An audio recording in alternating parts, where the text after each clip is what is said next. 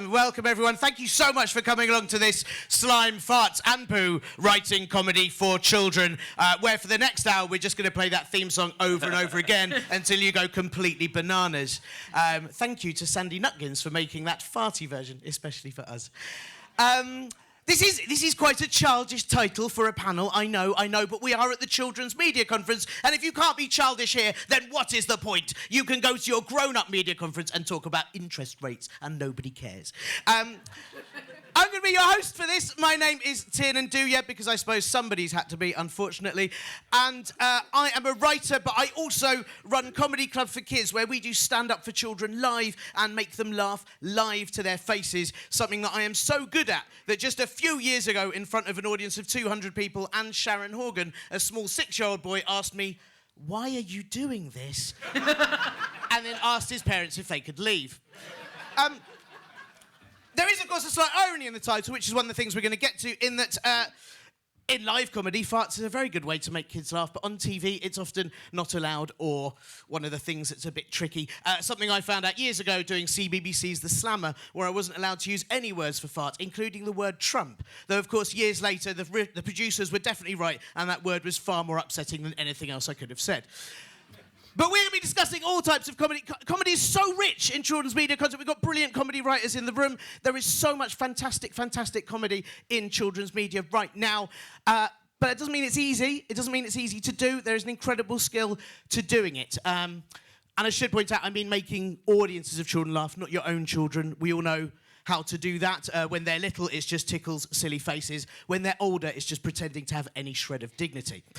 So, we have got an absolutely fantastic panel for you today. Before I introduce them, we're going to show a few clips of what they've done. Before we do that, I just want to say that the first clip, I need to point out for Isabel that she wrote it before the pandemic. Although, as you'll notice, any sort of hygiene use within it is still better than anything that happened at number 10 during the time. So, if we can play a little video of what they've done. Yes. No. Left. Spin it in circles. Oh no.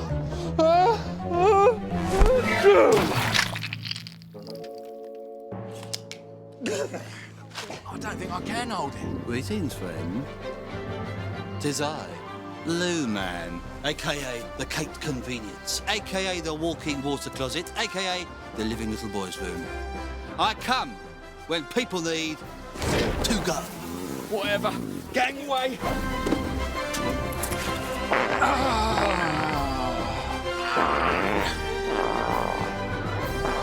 Oh, did I make the right choice, Abacus? What if the other one would make me happier? Or only 50% happy, and I need both to be 100% happy? My dad says total happiness isn't healthy. You need something to aim for. Well, I'm aiming for enough baked crumbs to buy 2 comics, maybe 3. But where am I going to find baked crumbs? Especially crumpet. That stuff gets dibbed the moment it lands. Right, look out!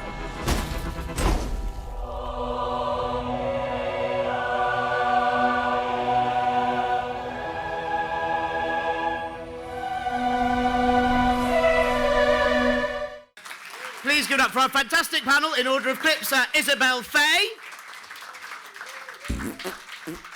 Howard Reed, and Tasha Dhanraj. There we go. And as you noticed in those clips, comedy for kids can include slime, farts, or indeed explanations of capitalism. So probably best to start, and I should point out we've got a number of questions. There will be a Q&A a bit later that has a slight twist to it. So do start thinking about any questions you may want to ask then, but you'll see. Before then, I think we should start at the top. It is a very broad question, but Tasha, if we could start with you, what makes kids laugh? So this might say more about my sense of humour, but I think that what makes kids laugh is exactly the same thing that makes adults laugh, which is good comedy, but just children don't understand communism. That's the only difference I've noticed. Howard? I think it's the same things that make adults laugh. Like, so I do stand up for adults as well, and a lot of laughter comes from taboo and tension, and that tension being released. So to make an audience of drunk adults laugh, you swear and talk about sex. To make a audience of kids laugh, you say the most like titillating and scary thing to them, which you're not allowed to say. You talk about bums is the easiest way of making kids laugh. That is by no means the end of it, but bums. Willy is like they go nuts. Bogies, there's a good list, but I mean, really though, in that clip we just saw, we saw 3 clips about completely different things. Like, can you make kids laugh about anything? Are we kind of limiting it by assuming that there's just these things that kids laugh about? And I suppose Isabel follows up. We're all grown-ups. How on earth do we know anyway? How do we know what makes kids laugh? I don't know. I don't know. It's social transgression, isn't it? Exactly what we were talking about. Like, farting and swearing. They're all social transgressions, but they're cheap. They're cheap laughs. Because they're like comedy punctuation, aren't they? Your big laughs, the things that make people come back to watch your show, are love and loving your characters that are doing stupid things, and then farting. But it's the same thing as like any sitcom. It's a character acting in a way that the audience recognise, and kids recognise real people in the world and how they act and how their parents act and how their friends act. And if you can nail that observational comedy, like all comedy is the same regardless of what your audience is. You just have to find the right references that your audience is going to get. But do you think there's some... Because I always sort of feel like kids latch onto surrealness and randomness sometimes easier than adults do. Yeah. And silliness. There's a real, embracing of silliness without it having to be... Sometimes with adults, you really have to coax them, just be an idiot, it's fine. Yeah. Whereas kids are like, I am an idiot, this is brilliant! And you can kind of jump on that a lot quicker, I think. Yeah, you have to... Sometimes if you're doing something really, really silly in front of an adult audience, you have to really sell it to them. And like my stuff I do with Big Howard, Little Howard, which is an act I do where me and a cartoon version of myself, a 6-year-old, do a show together in double act. And I do an extended fart routine, which I do for kids, and I do it for adults. And adults will only laugh at it if I, as a character on stage, am appalled at how absolutely terribly childish it is, and I'm very sorry. And eventually, as soon as you voice that, the voice in everyone's head is going, oh, for goodness sake, you childish man. If I say that, suddenly you've got the audience's buy-in to it being funny. But with kids, it's just funny straight off. They don't question it. I've done live shows for adults and children. Everyone here keeps saying adult comedy and adult. Yeah, it does sound really rude, doesn't it? Yeah, it's not just... But I've done live shows for adults and children. And in comedy, the difference is that adults turn up to hate you. You have to win them over. They turn up going, oh, I've paid £5 for this or more, and I'm going to hate it. And children turn up like, this is going to be brilliant. And you're starting from a totally different place. You still have to hold those children and keep their attention. You have to win adults over. And the other side of that is when you get heckled in an adult audience, it's usually because they want to destroy you or they hate you or they think they're funnier than you. Whereas a kid heckling will always be way funnier than anything you've ever... Yeah, and it's just also joyous. It's like... Yeah. But it's something... can you... Do kids approach TV like that in the same way? Because you're saying that, Isabel, that they come... And I know this from sort of live shows. Kids fill up front row first, like, oh my goodness, it's a show! Which adults are like, sit at the back, make sure no one sees you. But is that the same with when kids are viewing TV? Do you think they watch TV or watch shows with that same enthusiasm compared to adults? No, I don't think so. I think they are bringing more cynicism to TV, and you have to capture the audience really, really fast. And like 6 minutes and 11 minutes, they're not very long, so you've got to get in there really quickly, hit the ground running. Yeah, I think they probably give everything a go, whereas adults maybe don't give everything a go, but you've got to get them and you've got to keep them. You've got to get them laughing early on, or else they're off. But I'd also say that once you've got them, the loyalty kids have to shows is intense, and I love it. That's true. Just something we've been talking about. Oh, sorry, Howard. And it's lifelong as well. I get my show I did for CBBC was on 10 years ago, and I still get recognised by people in their 20s just freaking me out, just staring at me like in an odd way. Anyway. Just like people, if you make someone laugh at that age, they will remember you for the rest of your life, which is a lovely thing. I was just going to pick up on something, and our panel today all have live comedy experience of some sort, whether it's sort of character acting, stand-up, or performing to kids. And I wondered if we maybe if we start at Tasha, but is that important? Like, do you have to have live experience to get into writing comedy, and does it help that you have? You definitely don't need to, and I would say it would be abusive of me to tell anyone to do stand-up. Don't put yourself through it. Don't. Jesus, no. Yeah, I did stand up at a really weird point because I did it between the ages of 14 and 19, and then I quit, went to uni, and then started writing. But what live stand-up did for me was it helped me learn the language of jokes, the language of comedy from a really, really young age, and then translating that into writing comedy and writing comedy for children was a far simpler process, I think, than someone who's never written jokes before or never written comedy. But I think you learn very quickly what an audience responds to when you're doing stand-up, because silence is very, very loud. And so, yeah, I don't think you need to at all, because some people are mentally healthy. I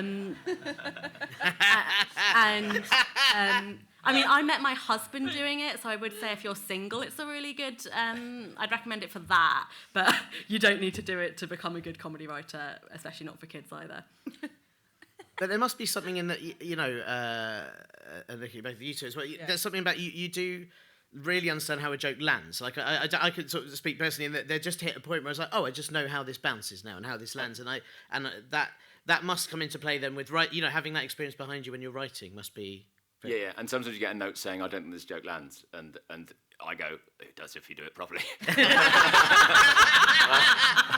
A comedian in your head is not very good, spot level. But you're not. The lovely thing about stand-up and animation, I've started off as an animator as well, and you get to curate your entire thing from beginning to end, and you get to deliver all the jokes. But as a writer, you don't. You get to write what you think the joke should be, and then someone else fucks up the timing. Isabel, you did character comedy. Or improves it massively. You did character comedy. Does that kind of help you? Do you feel that has helped you write know how to kind of write in a different voice or write in a certain voice when you're writing character? Yeah, I inadvisably started out doing long form characters, so I do full hour as one character, which they say you shouldn't do. Didn't know that. My first one was a magician's assistant. The magician wouldn't turn up, and I would set her up as just this deeply, deeply incompetent but lovable character. And then I'd drag this enormous guillotine on stage and put my head in it. And you find out really fast what drives an audience to laughter and empathy and wanting to save you when you put your head in a guillotine and then try and cut your own head off. Yeah, and I think it was good training, because you do learn all the facets of character, but it's not essential. Don't get a guillotine. It's hard to carry. Don't do stand up. Don't get a guillotine. There's a lot of don'ts. The other side of the live stuff is, because I've never had therapy, I do still do stand up. I had a lot of therapy. One of the joys of doing live stand-up is that after you've had a week of being told all your jokes don't work in your scripts, you go out and make an audience laugh, and you go, oh, I am funny after all. And so it reminds you, because a lot of writing is about self-confidence and believing in yourself, and a lot of the writing process in anything, and everything you write needs to be examined and taken apart and put back together again. But that can be a really disheartening process, and so to go out and go and make an entire room full of people laugh is But there's also a discipline, and Tasha, I wonder if you sort of would agree with this, but, again, don't do stand-up. But it does, when you're talking to an audience, you sometimes need to get a message across as quickly and as clearly. Like, to set up a joke, you really want it to make sense. For the punchline to work, that setup has to make sense. And so writing jokes like that in that format, sometimes when you come to a script and you go, I've only got this many words, how do I make this joke effective? So is there a correlation? Has that helped? Or? Oh, yeah, that's helped immensely. I think I am quite a concise writer, and I quite often end up at the end of a script and go, oh, I've got a lot of lines to add jokes in here, and then go through and add more jokes in, which at university I was literally told by my university professors that I wrote like I was tweeting, and that I wrote like I was putting things on Twitter the whole time. And now I'm a professional writer, so it's fine. I didn't need the degree. So don't do stand, but do tweet, except not anymore, because... Yeah, don't tweet. Now we're on Threads, guys. We're all on Threads. The other thing because obviously you've all got live comedy experience, but the other thing that we didn't know in putting this panel together is that you're all dyslexic as well. And wondered if that's helped or hindered, or do you think it makes any difference in how you might write jokes compared to writers who aren't? Isabel, what do you think? I'm going to say, if life gives you melons... You get used to making really funny, stupid mistakes. When I was at school, I had to stand up and read out a poem I'd written, and I had read that the poem was supposed to be about a scared cow. It was about a sacred cow. Only the other day, someone said, only the other day someone said, oh, can we swap numbers? And I gave them my phone and said, can you put your number into mine because I'm vegan? She gave me the strangest look, and I walked away for ages going, and then in the street I went, dyslexic! And I emailed our school's Senko the other day because my son has been diagnosed as dyslexic, and I said he was defiantly dyslexic. I meant definitely. But I would say, actually, we are all defiantly dyslexic, so I quite like it. In my history final of my history degree, I wrote an entire essay on the casual relationship between two things. And only when I got to the common room and talked to her, it's a really weird question. It's a casual relationship between two things. And she just looked at me, causal. And I had to write an email to the faculty going, I'm sorry, I'm dyslexic. And they literally gave me, they let me off. Not let me off, but that's how my brain works. And I do think being dyslexic makes you think very differently, which is very useful on shows when people are looking for different voices and for different. If your showrunner's got one voice and they want every episode to be different, but it's harder if you're writing for something that's got a very cohesive voice where all the episodes are sort of have a more stricter structure. But I'd completely agree with all of that. Is that it helps you think so differently, but also the connections in my brain are so the wrong way around on everything. And so I think when you're thinking of jokes, I was in a talk yesterday where someone mentioned about synapses and neurons in your brain, and I know that mine are all incorrect, but what it means is that when I'm thinking of jokes, my brain is going on such a weird journey for every joke, and I think that really does help, and it helps you make connections that other people might not, which is how you make a punchline that other people might not think of. And there are so many other things also with technology. As a dyslexic writer, there's so many ways that you can make life easier for yourself. Like the computer can read the script out to you, so when it misreads something, it hasn't misread it. You've typed it wrong, and there's loads of ways of making your life easier if you. So it's great that the technology allows neurodiverse people to function. I promised myself I would say this, but Made by Dyslexia, the global charity, has listed dyslexic thinking skills as creativity, problem solving, and communication. So who wouldn't want that in a writer? It's perfect. That's like the CV. Damn, I'm only diabetic. I feel like I've lost that. Are you sure you might do that wrong on your? Yeah, it's very true. It's possible. Unbelievable. Because they both start with the same letter, don't they? And nearly end. Sort of writing for things in general. I think one of the big things that I always feel, when I do live stand-up, it's for children 6+, and that's quite a big age, and it doesn't fit in with the media. We have sort of different categories of the preschool and this and this. Are there different comedic needs for different age groups? Do we have to write things differently, or are these things kind of universally funny for kids when you're approaching a script? I think there are some things that are universally funny. So much of it, when I first wrote on my first preschool show, which was Giggle Biz, and someone had to explain to me that, which wasn't obvious at all, there was a character I wrote called Antique, which I didn't invent, I just wrote it. And you have to explain to preschool children.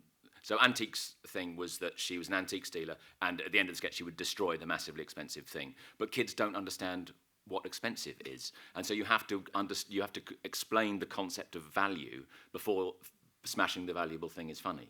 And so that's why writing for preschool is, especially comedy for preschool, is the hardest. And I think it gets easier as you get older, I think. So is it more to do about it's more to do with the references? Rather than, is it, what I mean is it the joke itself? In terms of how you would write a joke, could it still have the kind of punch, or does it need to be physical comedy for little kids, wordy comedy for big kids? Well, not necessarily. I think younger children need sort of physical, social and emotional safety. They need to kind of have a softer landing with things. They need to know everyone's safe, and older kids really revel in social awkwardness. And I was telling you earlier, my 9-year-old likes to call everyone in positions of authority Jeff. So his teacher will ask him to do something and he'll say, "You got it, Jeff." And he's dyslexic as well. He's finding his way to not be the weird kid who can't read and write. All the kids love him because he's calling the teacher Jeff. She's called Charlotte. I think punchlines, but also punchlines work the same no matter what age range you're working for. But also, if you're writing physical comedy still has a setup and a punchline, even if it doesn't look like it has a setup and a punchline.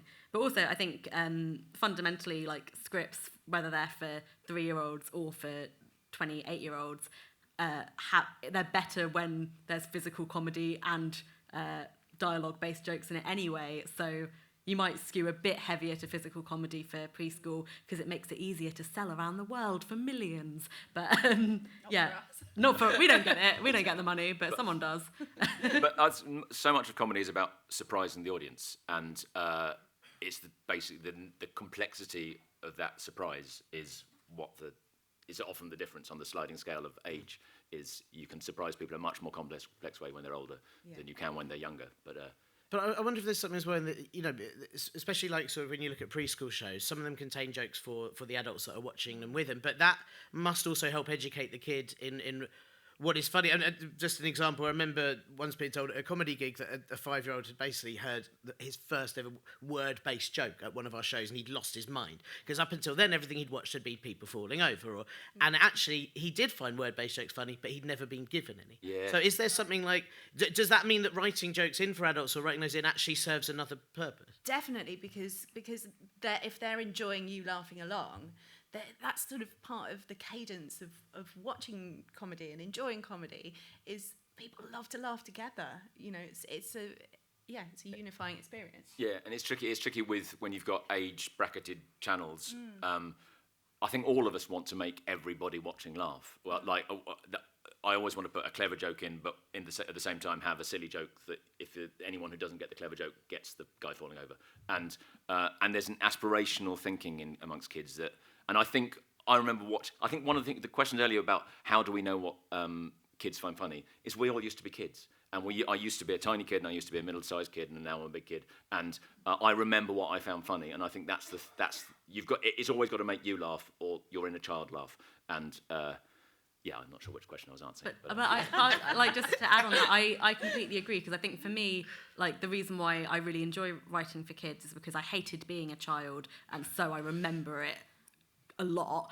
And so for me, like I exactly the same. I remember watching TV. I remember watching like a Mickey Mouse thing which had a word joke in it and I understood the joke and I remember exactly what joke it is, but I will butcher it if I try and repeat it now. But I remember the first time getting that joke because I'd seen that on VHS like 10 times or something and I felt so proud that I found this joke funny. And I think that aspirational thing is a really important part. And sometimes watching, I'm a massive fan of co-viewing, if you can do anything that's co-viewing where you're watching the family together. I remember my parents laughing at a joke and me going, oh wow, what's that joke? And I didn't go, oh, I don't get that joke, I'm off. I aspired to getting that joke one day. And then later I'd watch it when I was older and go, filthy.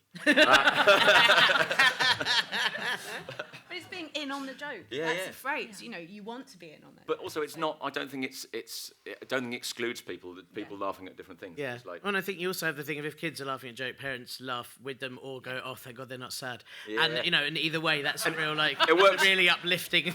Thank God I said moan about something. What and Howard, I'm going to say I'm going to come to you last on this because I know. But Tasha, we'll start with you. What do you find are the biggest obstacles when writing scripts with comedy for kids in them? Is it the kind of limitations on what jokes are allowed, or is it international audiences? What's the kind of problem that you find? The biggest problem I find is standards and practices. Because the comedy I grew up on was a lot more violent than the comedy we are now allowed to show for children, except somehow Pixar gets away with it, which I don't understand.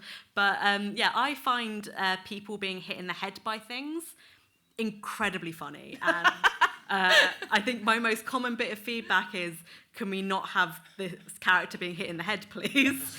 And I go, fine. Is getting hit in the arm, is that okay? And then they say no. I think for me it's violence. But do you think it's probably getting into a bigger argument here, but is it justified that those limitations are there? Because I know it's all about imitable behaviour. Oh, so I think it's 100% justified, because when I was 6, I tried to eat a leaf because I wanted to be like Peter Rabbit. And so when people say, "Oh, imitable behaviour," no, I literally tried to eat leaves. So But of all the things, he ate carrots as well. You could have really gone for a healthier, tastier route. I tried to eat a hydrangea. I tried to eat a hydrangea leaf to be like Peter Rabbit. And so when anyone says a child will copy this, I have to say, yes, they will. They will. But I don't know. I sort of feel like kids do know what's real and what isn't real, and that's sort of by almost over sanitising it. Does that make? I mean, is that what you find a problem with? Yeah. I mean, I've had notes back before that say things like, "You can't do leapfrog; it's deadly," and I just think, "Wow, can you really not?" But I understand why the rules have to be there, and sometimes makes life easier. Like writing within rules can sometimes be easier. So it's annoying, but and you can spend a long time.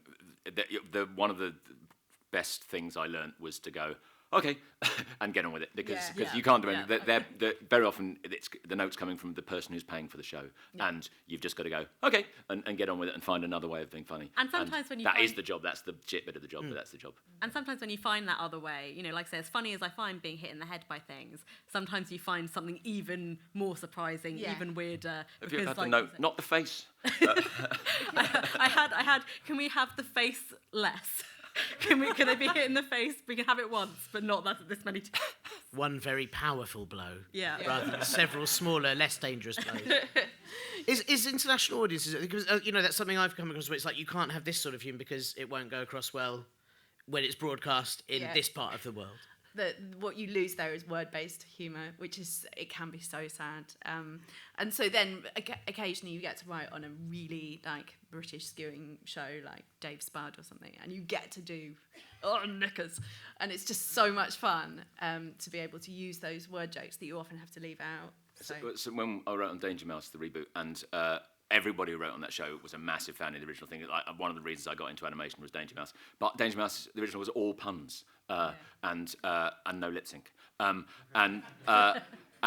so it took us all a long time to go, we can't do puns. And we did get one pun. We worked out one pun that was genuine. The vacuum of space was basically the joke was there was a massive vacuum cleaner in space. Yeah. And we worked out that in most languages, a vacuum cleaner has the word vacuum in it. And the vacuum of space has the word. So we worked out an international pun that worked. And that's got to make it very satisfying. That's a pun, a pun that works around the world. The pun that rang around the world or something. But also, if you work on shows that are sold to lots of different regions, a lot of the different broadcasters have got different preoccupations. Like one show I wrote on had about food wastage, and another one had obsessed about food healthy, so you couldn't healthy food, and so you couldn't make a joke. You couldn't refer to a hamburger. Everyone had to be eating lettuce, and lettuce is less funny than a hamburger or a sausage. Like a sausage is much funnier. It's just a funny. It's a funny word. It's a funny item. Yeah. In all languages, knockwurst. But that's a hard thing to sometimes convey to other people. That sometimes just certain words or the certain. Particularly thinking about when doing live, there's certain cadence to words that land, and then you go, oh, that doesn't make sense in this country, but then the whole joke kind of dissipates. Yeah, and it's hard to explain that to other people that maybe say you don't read that in their head or have that problem. Are there ways of do you just back down, just scrap it? It depends on who you're getting the jokes from. The best collaborative things are when you can go, I think it works because of this, and people will listen to you. That's lovely when that happens.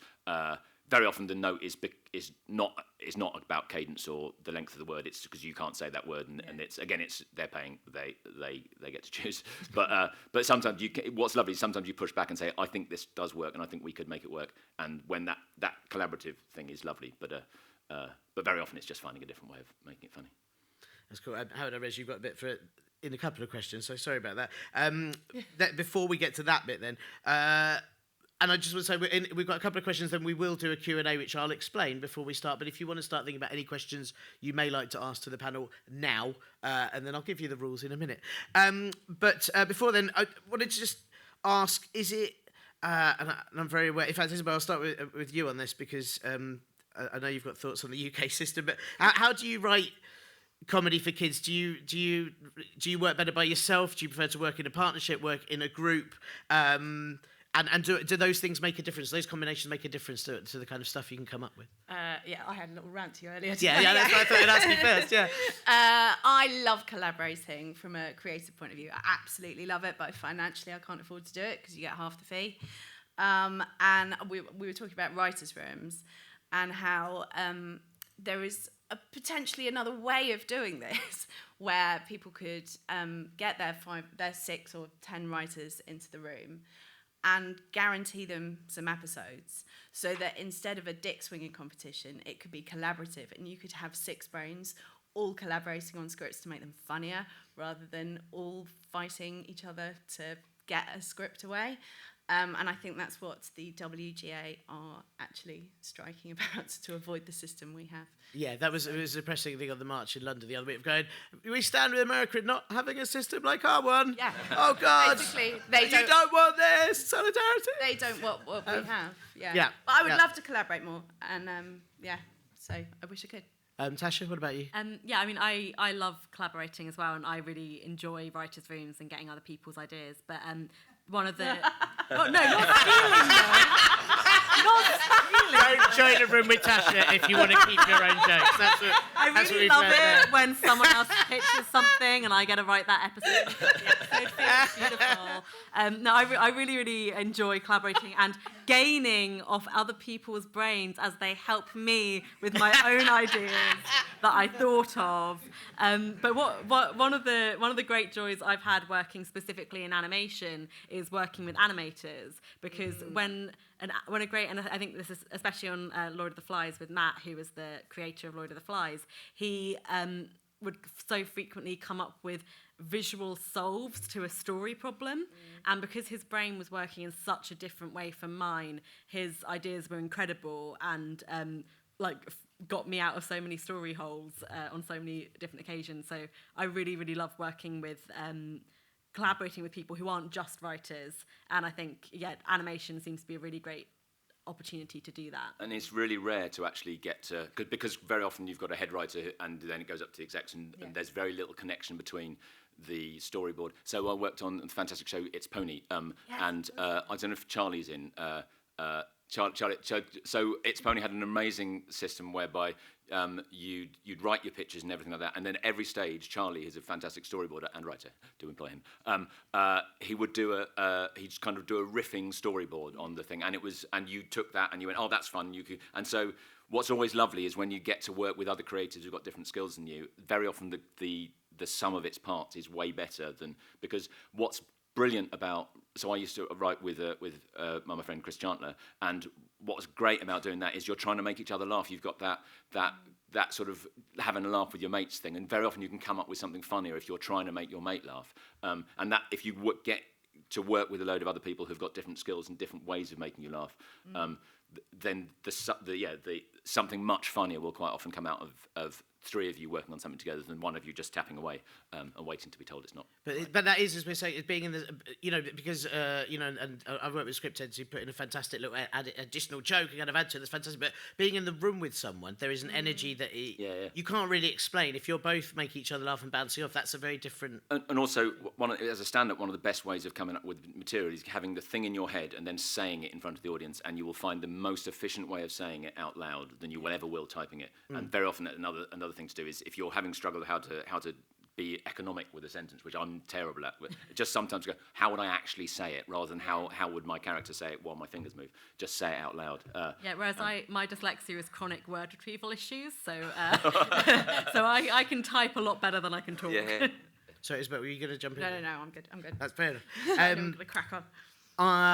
So, just before we go to a Q&A, the one I wanted to ask, and Howard, I'll come to you last on this one now. So we'll start with Tasha. What jokes have you had cut from scripts that you can remember that maybe still haunt you? Why didn't they make it? And was there anything you ever wrote that was just so bad you thought, oh no, that's it for me on this one? I'm trying to think if I have a really good brain for dumping a lot of things if it's I can't really remember specific jokes being cut, but I do quite often get told, oh, you know, children won't get this, to which I'm always like, they will get it. So yeah, that kind of happens. Okay. But like I say, most of the jokes of mine that get cut is someone being hit in the face because it's funny. But sorry, what was the second part?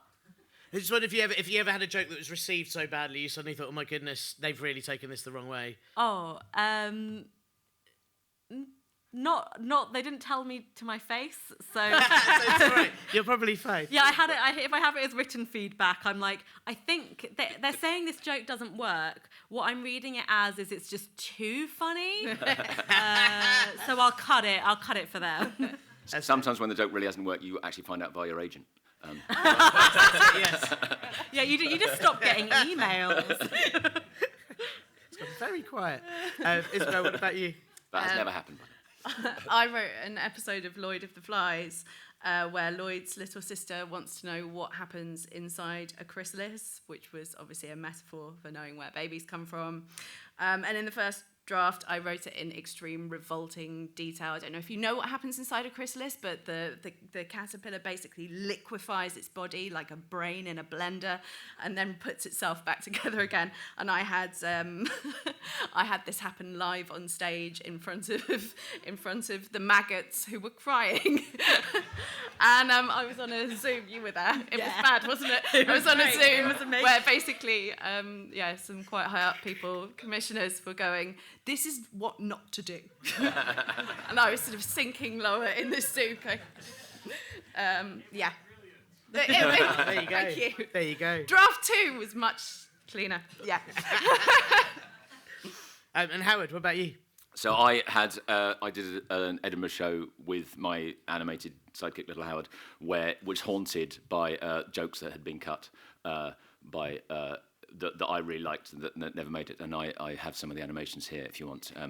This is from the Furchester Hotel, which is a fantastic Sesame CBeebies show.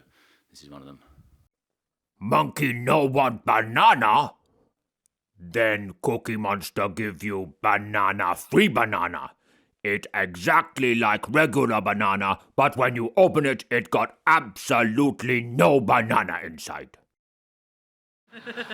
There was an extended riff on how Elmo uses personal pronouns, in that you can't. Elmo has to say Tiernan. Elmo couldn't say you, so is Tiernan hosting the panel about farts and poo? And there was an extended one where there's a character called Dr. Repeat That, and everyone else was introduced to Dr. Repeat That. Ended up with the name being repeated lots and lots and lots. And with Dr. Repeat That's knowledge of how Elmo works with personal pronouns, when he introduced himself to Elmo, he didn't say, I'm Dr. Repeat That, he introduced himself as Clive. And so later on, when everyone's looking for the missing Dr. Repeat That, this happens. Clive! Clive! Elmo's calling for Clive! It was just him shouting Clive! for ages. Clive! For some reason, they cut that. I don't know why. And this one was from a BBC Bite-Size thing that I wrote about the Second World War, where they tried to make Nazi Germany funny. And we got one joke, almost got through to the very last thing, and this was the joke. If we can get the professor back, if he's going to behave. Come on. Monkey, no! No Cookie Monster, no. It was very inappropriate for World War II. Of course, they didn't have any bananas, did they? Well, yes, they had no bananas. If the vehicle is traveling at 100 miles an hour, the journey is 60 miles, and they leave at 12 o'clock noon, at what time will Klaus bomb Coventry?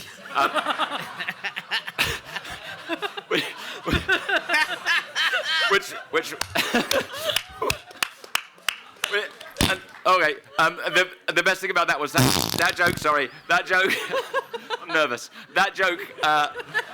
That joke was about how the Nazis Nazified the education system, and basically maths was told via bombing, and that joke got right through to the last thing. And then someone note, I don't know who it came from, I hope it didn't come from anyone in this room, they said, oh, we love that joke, that's brilliant, but can you change the last line to, at what time will Klaus arrive at his destination? That's just maths. That's actual maths. And so I then just said, no, the whole thing has to go. I'm not just putting some actual maths in at the end of it. Yeah. So it does haunt me. Is the long answer. Short. Yes. Fantastic. Right. Well, now we've got hopefully a good amount of time for some questions. But as we said, we wanted to make this a little bit more lively and fun and childish, because it should be, right? So if you would like to ask a question, the condition is this: if you want us to answer your question, if we choose your question, you are going to have to mime to one of Howard's pre-selected farts on his laptop. Shall I demonstrate? Yep. It's a silent one. Yeah, it's very warm though. Yeah. Oh, there you go. It came a bit late. It was unexpected. There will be those, and that is simply if we select you. If you don't mime to the fart, we're not answering your question. There are, however, a lovely selection of prizes. This lady's crying down the front here. For the best mimes, which are in this bag here. So if you do a particularly good mime, you can have a prize to reward you for joining in. So has anyone... I noticed all the hands have now gone down. Has anyone... We've got a hand at the back there, so if we can get the microphone, and then Howard, if you'd like to... Oh, standing. Excellent. Oh. Another one? Yeah, go and give him another one. That was beautiful. Well done. Was brief. What's your name? It's Christopher. And what's your question? So the question is maybe a bit political, but I just heard this week that there is an SPOD that I won't name, who has an educational consultant who has said categorically that preschoolers do not like or understand slapstick comedy. Does anybody agree with that statement or disagree? By the way, Chris gave me my first job in kids writing. I've with my live shows, I used to have part of my live shows, which I think I did hit at CMC a couple of years ago, where it would end with me repeatedly hitting myself around the head with a frying pan. And there was another bit where I did a sort of airplane joke where I'm panicking, a little Howard slaps me around the face. And 10 years ago, that was really, really funny. That would literally be the moment that the show definitely took off if no one... And I hate to say it, but recently, when I've done it, he slapped me, and the kids have just gone, he's mean. and I genuinely think that there is a change in that... I think it's probably a good change in that kids aren't as big arseholes as they were when we were kids. And they genuinely care about each other, which is sad for the sort of comedy that we all like to write, but possibly good for the world. I don't know. Yeah. I hate to be the person giving that measure, but from first experience... I just feel like Tasha should answer this after your predilection. Well, no, because I don't know any preschool... I don't know. My nephew is... He really likes people being hurt. I mean, and he's 2, so yeah, not from the 1-2-year-old I know. Yeah. But I think falling over is always... I think maybe meanness is... But that's possibly why the joke stopped working, is because little Howard was being mean to his friend, whereas me falling over, me hitting myself around the head with a frying pan is funny. That's definitely funny. Me hitting... And there's a bit in my show where I hit other kids with a rubber frying pan. And they realise it doesn't hurt, and then they can enjoy the fun of it. But I think kids seeing another person hurt another person is getting less funny, and I think that's possibly good for the world. Is there also, Isabel, I was going to say what your view is on this, but also I wondered if it's about who the slapstick is. She said about getting hurt, but it's also about who the slapstick is happening to. Oh, definitely, yeah. I mean, if you're not listening to it already, Billy Collins does a brilliant podcast called Even Baddies Wear Helmets. And I love that concept because it just is such a great title. It totally sums up our industry. You know, even the bad guys have to wear helmets. But I do think, so my children's after school care had to stop showing Tom and Jerry because the younger kids were finding it upsetting. So maybe they're right. I don't know. Yeah. But there's sometimes I think as well, but I mean, just in terms of like even falling over, like if it's happening to a grown-up who's very confident in themselves, could be a lot funnier than it happening to a fellow kid or someone who's vulnerable. Kids are very aware of that fairness. Yeah. And so it's maybe who the slapstick is about. So with the bit where little Howard slapped me, I would never do me slapping little Howard. But he won't. It's a very dark show, yeah. But because you always want to be punching up with your comedy, regardless. But literally, him hitting me, I thought would be okay, and it's not because they see that we had a relationship and we cared for each other, and then one of us hit the other, and which. That's fantastic, Chris. I should say you have won a small packet of raisins. So well done. That was very. You can collect it afterwards. We'll hand it to you. I'll I'll save it for you. Has anyone else got a question? We'll go here and then. Actually, you've got the mic over there. We'll come to you next. So over there and wait, Howard, if you could line it up. Oh, that was wonderful. Very good face. Well, that Very was good a face. superb face. And what's your name, sir? My name's Constance. I'm trying to write without dialogue, based on a spin-off from a game that I've made.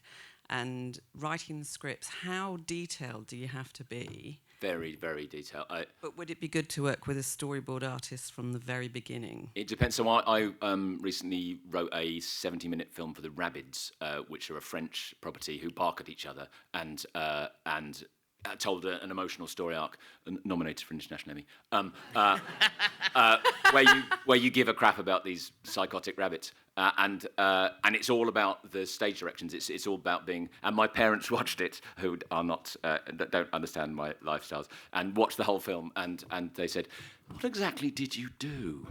Because I think they just thought I'd written wah wah wah wah wah wah wah wah wah wah wah wah wah wah wah, and you go. The reason you understood the wah wah wahs is because of the acting and the. Yeah. So you've effectively got to storyboard it in your stage directions. I think also working with, because also on that project, that was another very collaborative project with the director, and he would then storyboard it, and then he would show me the storyboards, and I would go, oh, that physical gag mucks up this part of character development, and it was working with. If you can work with a storyboard artist, that it is really great, but.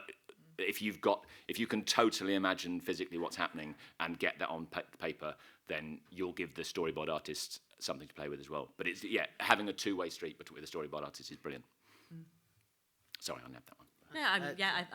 I completely agree though. Yeah, you want to be as detailed as possible, and I think all of us have written scripts that either have minimal dialogue or or no dialogue at some point. And it is literally just a final draft document of solid action, but you need to be able to work out the logic of it, you need to be able to work out the reactions. All of those things is still the job of a writer, even if it's not dialogue. And that's one of the universal ways. A purely physical comedy will sell totally international, think Mr. Bean, think all that, but also that will get across. If it's genuinely funny physical comedy, then that will get the little kids and the grandparents and everyone in between.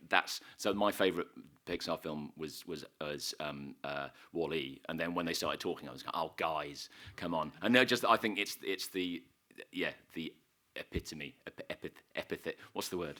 We're all dyslexic, we're fucked, aren't we? The epithet, the top of the mountain, the pointy bit of the mountain. Pinnacle. That's Pinnacle, the one. Yeah. Do you know, I think it's really Well, we were just talking about like page count and how on Dougie you were allowed to go on to.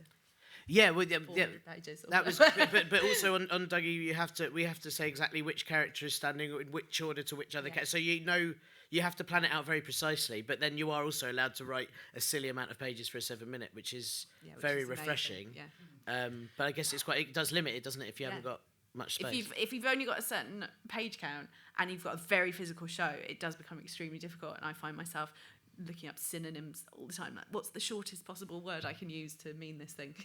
I think detail is really important. And also you've kind of got to, if you're trying to time your script, it's really hard, but you've got to do it. You've got to work out the timing, and that's also where a storyboard artist, or recording the voice over all the noises or the sound effects to get the timing right is cool, brilliant. I should say, Constance, you have won a Doctor Who annual from 2020. Fantastic. We'll hand them to you at the end. Is that when Doctor Who couldn't go anywhere? It just locked stayed in the inside the TARDIS. Luckily, very roomy in there. So, we had a question down here. If we pass the mic along. I better stand up, I suppose, if I'm... Are you going to go? Excellent. Go for it, Howard. Oh, there was surprise in that face. It wasn't me. It wasn't me. It was him. Well, what I wanted to ask, I've been writing and producing kids' comedies for about, kids' entertainment and comedy for about 5 years now. One thing that I hear a lot is, I don't have kids, I've got a dog, but it's well, you don't have kids, therefore you wouldn't get this as a point of reference. Do you get that much in a writer's room with the dynamic? But firstly, that person needs to go away. That is such a stupid thing to say. Because, you're not performing it to your kids. Well, I think I would say it's the exact opposite. Like, I am a mum, and I have to switch that that sensible, boring mum part of my brain off in order to write comedy. You know, absolute bullshit. Well, I was going to say, Tasha, we've us three have got kids. Tasha does it. I'm never having them. I mean, like, I tend to have an assumption. The thing I've encountered a few times is an assumption that I have children, or an assumption that I'm going to, and then I tell them, no, I'm trying to get my husband to have a vasectomy. But I mean, for me, like, you know, as I said earlier, for me, it's like all you need is to remember what being a child was like, which is exactly what Howard said as well. And I don't think there's any. I really, really don't think not having kids is a barrier. I think it's neutral. I think all that really, because also you meet some really patronising parents who their children hate them. You know, like, it happens. I was going to say, not having kids as well, your brain is probably more active and awake and able to write jokes. I have on average 9 hours of sleep a night. Oh, that's awful. That's awful. I would say there are some shows actually where being a parent like helps a tiny bit, but just because you've got a shortcut. But generally, I think there's certain experiences. Like, just before I don't want to give any details away of any script, but there's like first day at school. If you've gone through your kid doing that, you do. I think it helped write it, because I've gone through those emotions as a parent, you know. So I think there are certain moments, perhaps, but generally, but also you've met parents. Yeah, you've met parents. You've had parents, and the idea that no one can imagine anything that they've never done before is like, I've written episodes about going to space. I've never been to space. Like, haven't you? What? I did last week. Oh, is that what that dinner was about? Oh, cool. And well, fantastic. And your prize, let me see what we've got. You can have a lemon with a face drawn on it by our producer Amy. So there you go. We've only got 2 more prizes, but have we got 2 more questions? Where have we got there? There's we've got 2 more over there. Right at the back, and then we'll come down to. Oh, hello. Hello. How are you? Good, thanks, Alex. Are you ready? Oh, yeah. Sorry, yeah. Wonderful. Thank you. You didn't have a question either. That's it. Yeah. It's a very. No, I'm interested in. Yeah, Alex. In this sitting pose that I've got. I'm interested in your genesis. Alex, please. This is just awful. Sorry. I'm interested in genesis of ideas, where you come up with your crazy ideas from. So you get a Bible, you read a Bible, you have to go to a writer's room, you have to pitch a very concise version of what will become maybe an 11-minute show. What's your process, each of you, for coming up with those pitches? I'm going to answer this by saying you and I are always in the same writer's room with the same idea. So you know how my brain works, because essentially Alex and I are always fighting to be the first person to speak in the room. Should I just exactly? And Alex, incredibly funny writer as well. But are you saying, do you mean the comedy? Do you mean the whole story, or do you mean the moments of comedy within it? Yeah. Sitting down at home or in a coffee shop, you read the Bible, you fill your head full of the characters of the world. Yeah. But do you think, like, what's a funny set piece for these characters, and you work backwards from there, or you work out from there, or like how do you individually approach? I know how I do it, but I want to know how you do it. I think we basically so you can steal our ideas. Massively over prepare, write at least 10 ideas, throw them in the bin. And I know some people who walk into writers' rooms having just quickly read the Bible and they come up with great stuff, but that's just not how my brain works. So I massively over prepare, and then you steal all my ideas. Or say them first. Sorry. No, I was passing it to you. All different ways. You just got to go all the way around it for me. I find having a visual Bible, I don't know if it's a dyslexia thing, a visual Bible really helpful. Just have the pictures. I think that show I'm writing on at the moment was in massive text Bible and very few pictures. And if you can, and also as a production line thing, if you've got especially in a CGI show, if you've got the whole thing built, show it to the writers, show us the rooms you've got, show us the props you've got, so if you've got something built, show it to the writers, because if we reuse that asset in a brilliant new story, then you won't have to make it again. And it's that connectivity of I think if you can, the more stuff we've got, the more ways we've got of pinging off in different directions, and we will all generally, apart from you two, will ping off in different directions. And it's a lot of it is literally like sometimes it's like glass, clicker, microphone, and we're looking around the room sometimes gives you inspiration, sometimes crap inspiration, but also it's just carrying on and on and on until you've got rid of all the crap ideas and right. Just Howard, sticking I'm just with going to start. We've got 2 minutes left. Okay. So, Tasha, if you want to go super quick. Yeah, I'd say all of the above. And then sometimes I think, how would I like to piss off people this week? And that's why I wrote an episode of Lord of the Flies about a male snail who gives birth to his own children while his male partner helps him. So sometimes I just like to annoy people. Fantastic. And Alex, you win a Pirates bandana. So you can come and collect that. And we have got 1 minute. Is the question at the back super quick? I'll try. Okay, you can very quickly we do can a miss out the fart. Oh, no. Okay, perfect. You can have a drumstick lolly. Go with the question. Okay, writers' rooms. I've had really different experiences. I've had the loveliest experience in a writer's room, and I've been to another writer's room where it felt really crony-ish, and that everyone knew each other, and it didn't make me feel confident at all. And I feel like it means that people who are coming in as new get put off, and they might not want to come back. Have you had that experience? Definitely. And is that being managed? This is quite a long question. You've got one word answers. Go. Some people are dicks, but they're getting pushed out. Lovely answer. Perfect. Will that do?